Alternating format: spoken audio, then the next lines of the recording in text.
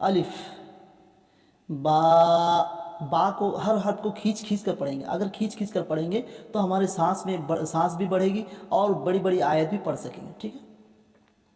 बा, ता, सा, जीम, हा, खा, दाल, ज़ाल, रा, ज़ा, सीन, शीन, साद, ज़ाद, ता, ज़ा, ऐन, गैन, फा, क़ाफ, काफ, लाम, मीम, नून, वाव, हा, हमज़ा, या।